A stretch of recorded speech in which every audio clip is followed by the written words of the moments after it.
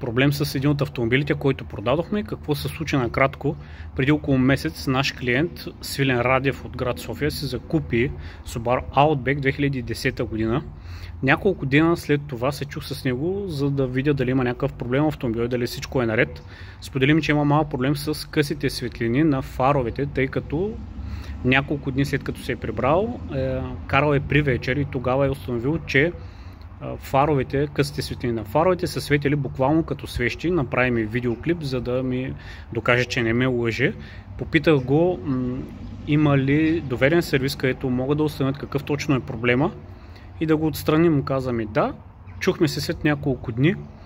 Установихме проблема, че е бил заводски, така са казали от сервиза, който е специализиран за Subaru, че на определени брой часове, когато светят късите светлини, рефлекторът се опича и не успява да отразява светлината така, както е било при заводско извеждане на автомобила.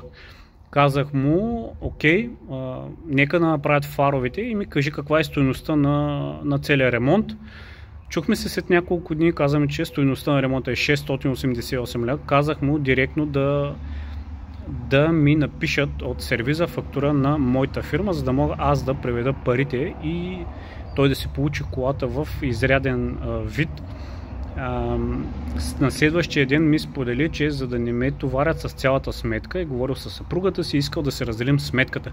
Казах му не, цялата фактура ще платя аз, защото смятам, че това не е консуматив, а се отнася до техническото състояние на автомобила, в който той трябва да го получи изрядно.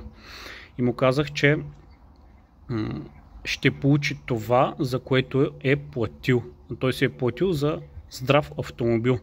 Така че така решаваме проблемите при нас. А вие бихте ли ни се доверили?